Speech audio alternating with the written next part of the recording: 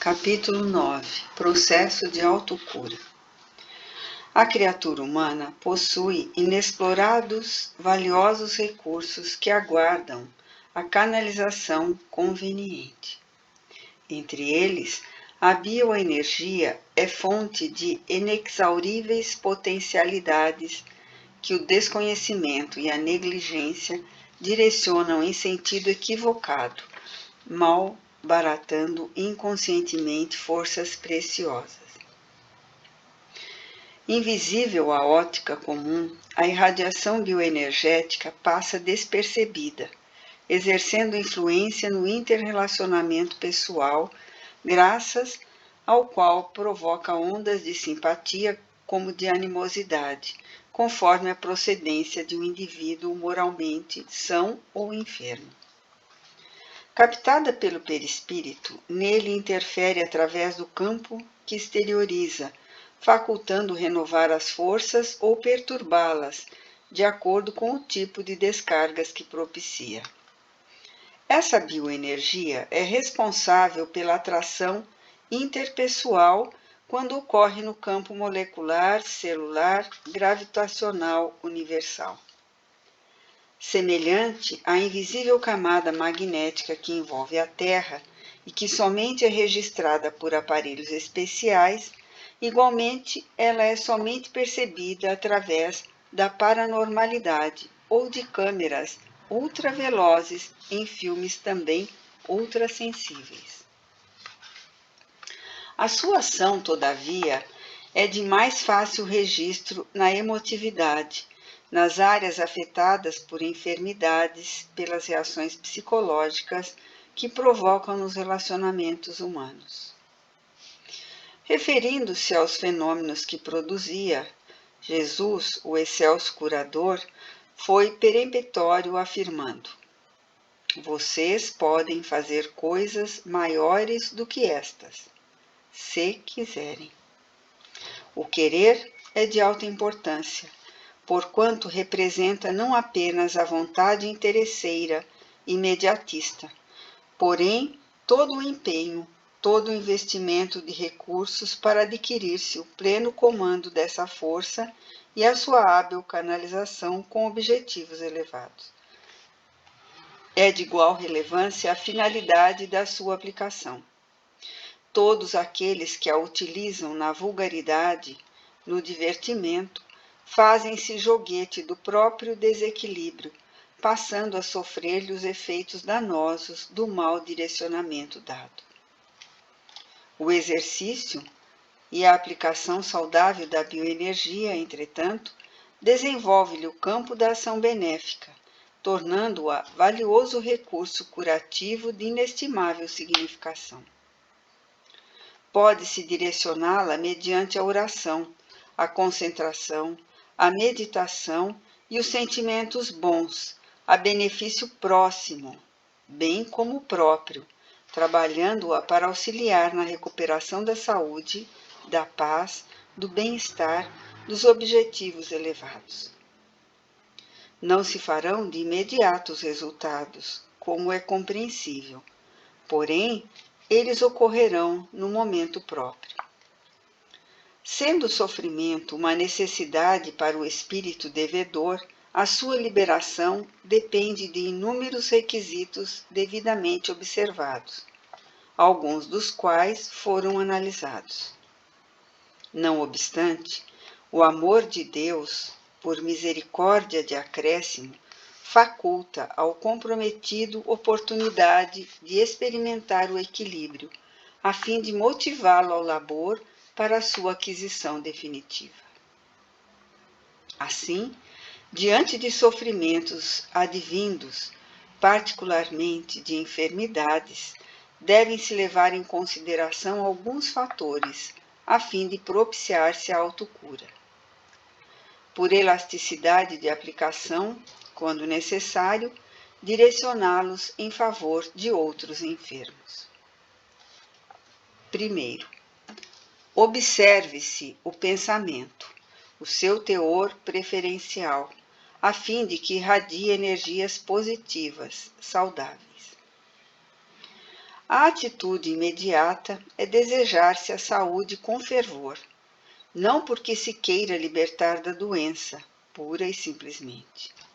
A liberação de uma enfermidade, se não produz o engajamento do paciente em atividades psíquicas e físicas positivas, faculta a presença de outras doenças.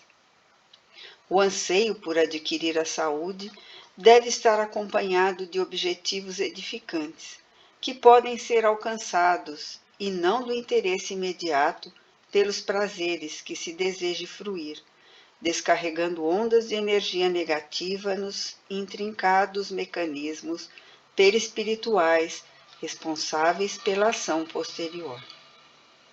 Esse desejo de saúde é firmado na crença e na certeza de que o Pai não quer a destruição do pecador, mas a do pecado a quem defrauda a lei deve recompor-se perante ela.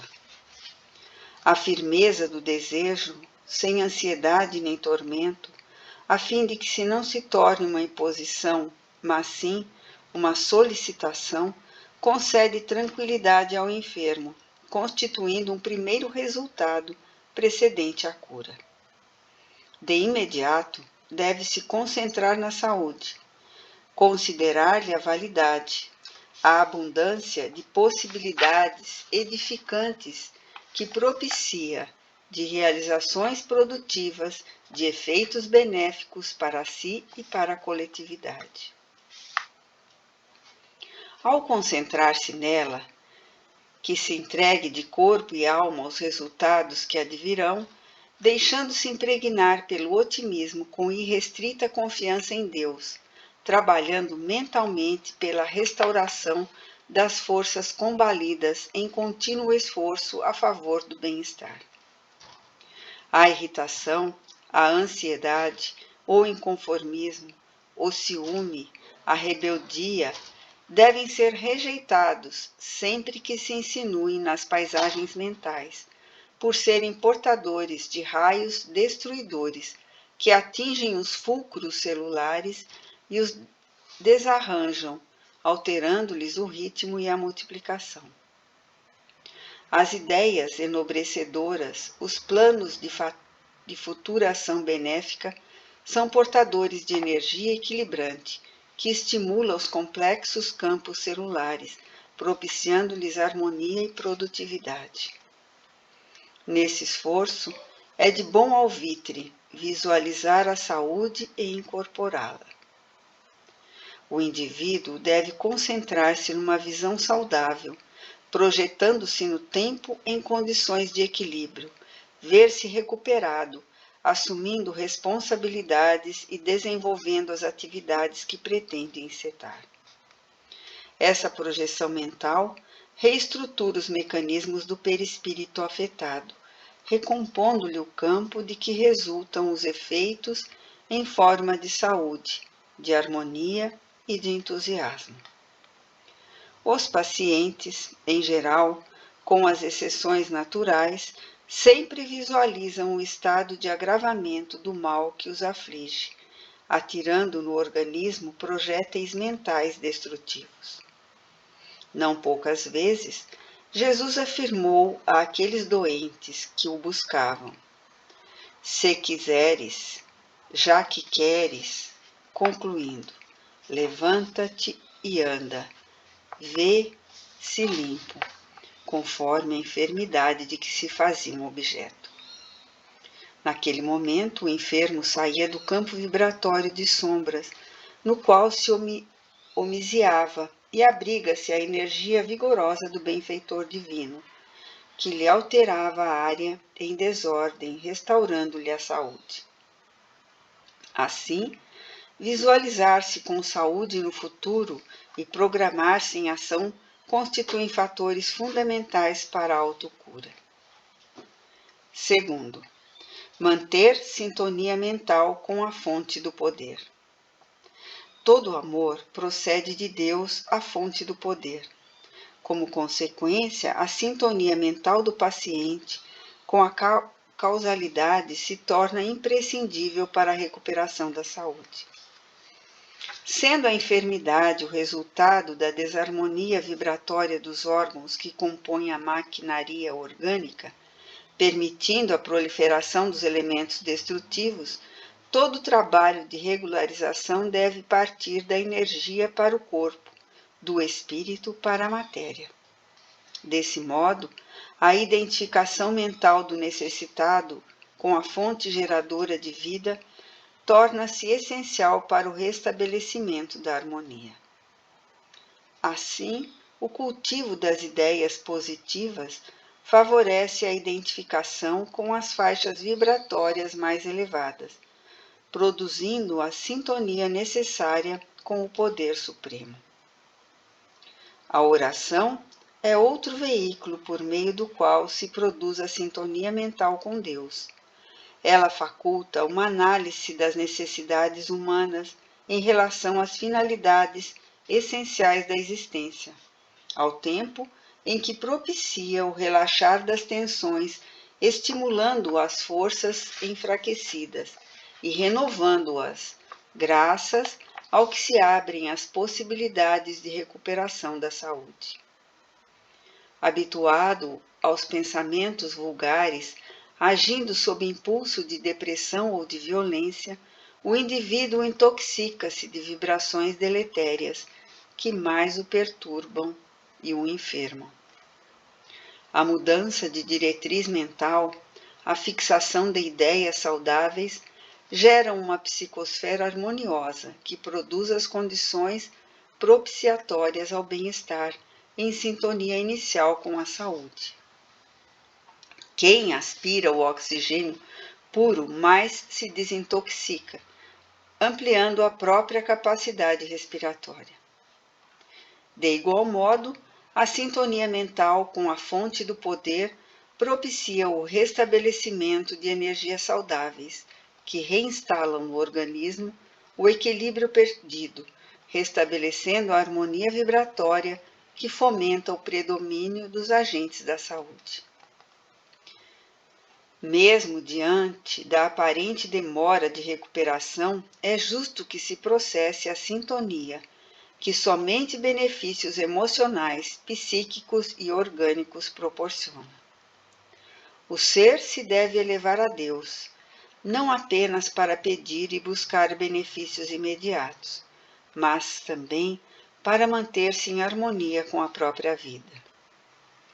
Tal estado de sintonia abre as portas da percepção extrafísica à inspiração, ao equilíbrio e à coragem para enfrentar quaisquer vicissitudes e situações afligentes e imprevisíveis ou não.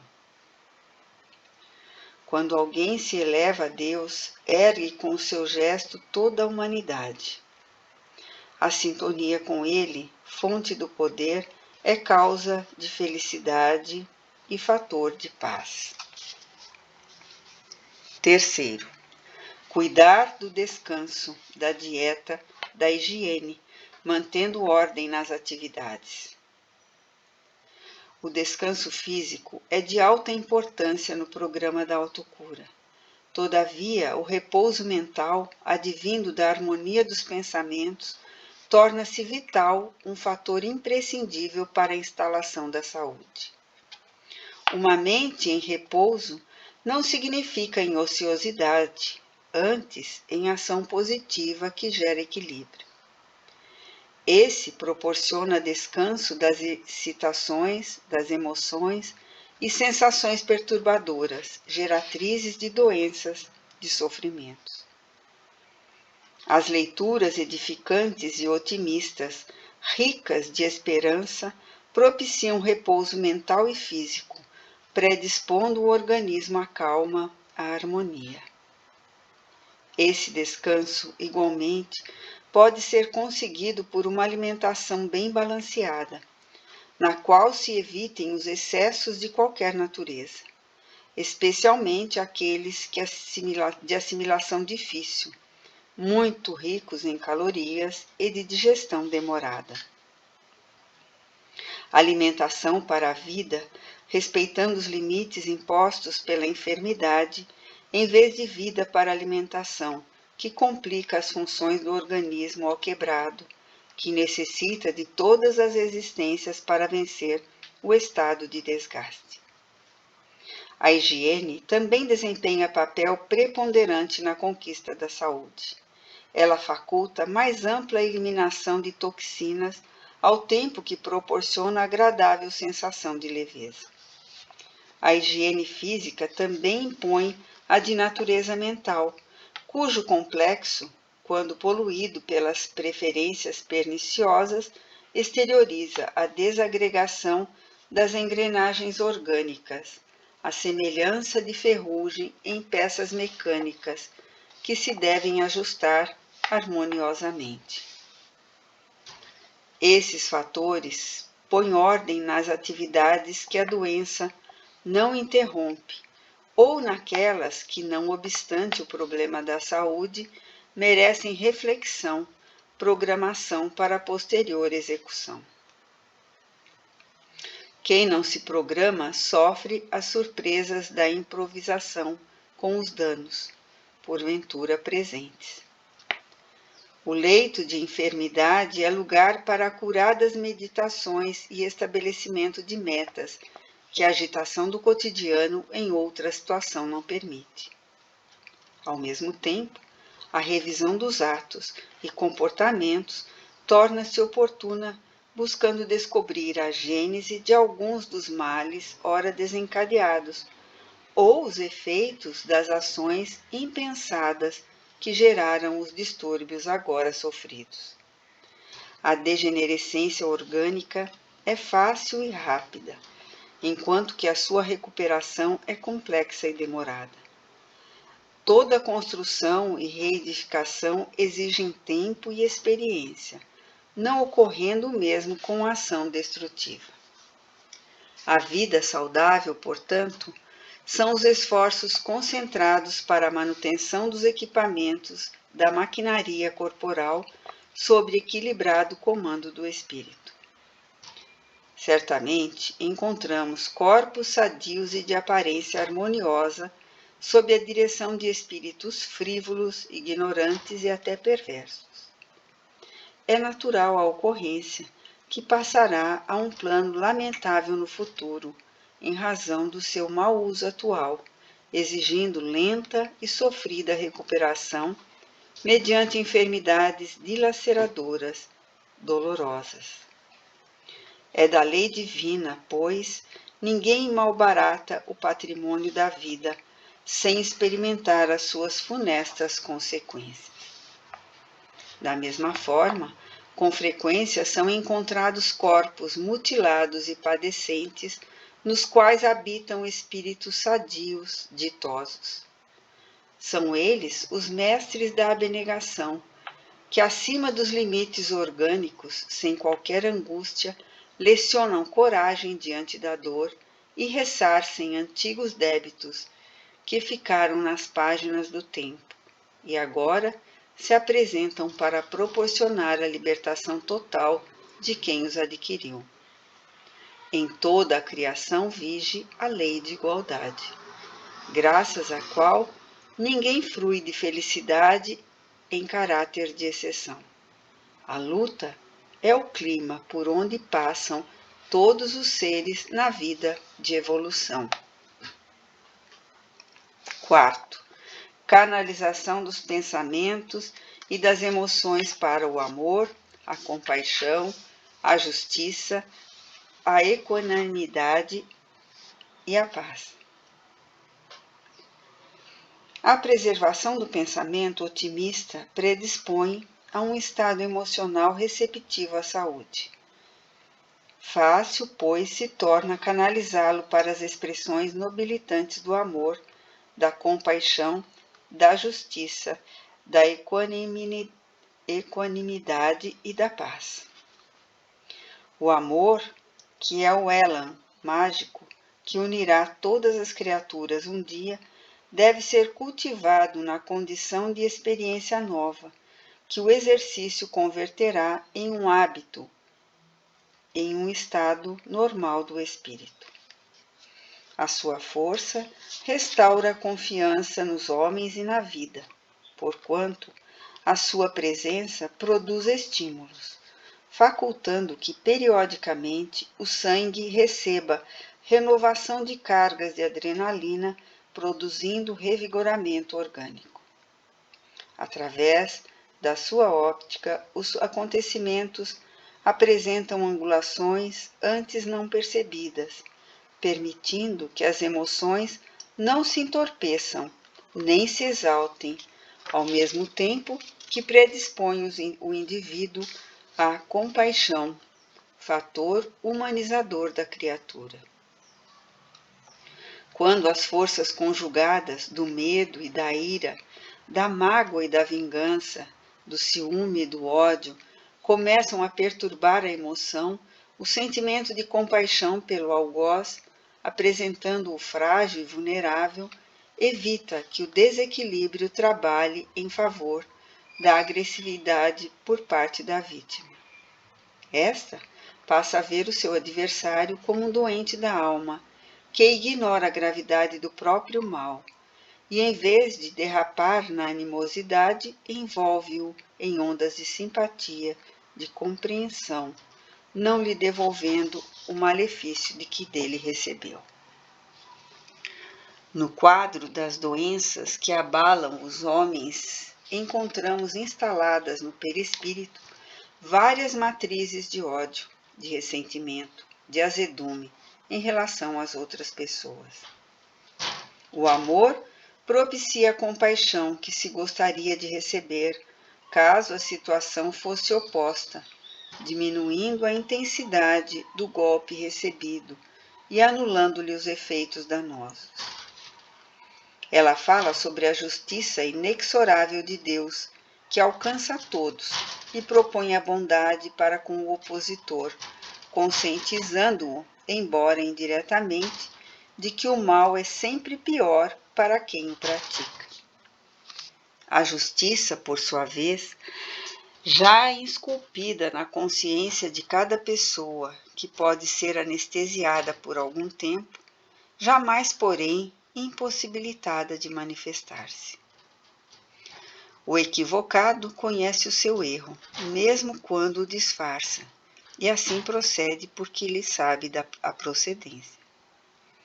Encobrir uma ferida não impede que ela permaneça decompondo a área na qual se encontra instalada. A justiça na consciência impõe reparação do delito e das suas consequências infelizes, induzindo as vítimas a que não assumam a postura de cobradores, já que as leis soberanas dispõem de recursos que impedem se contraiam novos quando se corrigem velhos débitos. Para culminar o seu objetivo, tem ela que ser estruturada na equanimidade que discerne como aplicá-la sem o contributo emocional da paixão de qualquer natureza, porém com a finalidade superior de corrigir sem desforço e recuperar sem maus tratos. O sentimento de equanimidade nasce da razão que discerne e da emoção que compreende, fazendo que o recurso, o método de reeducação, seja o mesmo para todos. Os incursos nos seus códigos, não sendo severa em demasia para uns e generosa em excesso para com outros. A sua linha reta de ação abrange na mesma faixa todos os infratores, prodigalizando-lhe idêntico tratamento. A consciência de amor, com equanimidade, propõe a paz, que tira as tensões e inspira o prosseguimento da ação.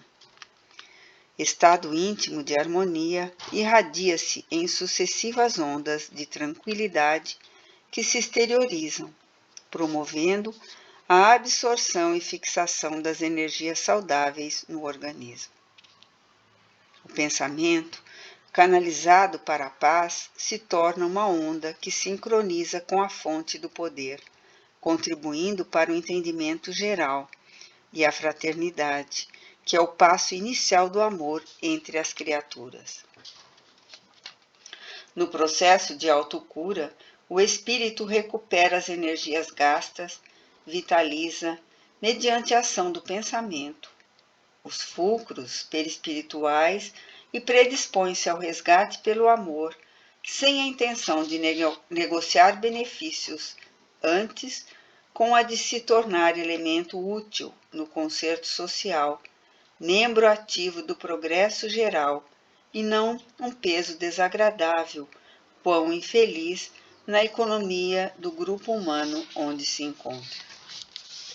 Coautor da sua recuperação, ele aure na fonte providencial do amor de Deus as energias sãs, saindo das sombras da enfermidade para as luzes da saúde, dispondo a contribuir decisivamente em favor do mundo melhor de hoje e de amanhã, renovado, esclarecido e feliz.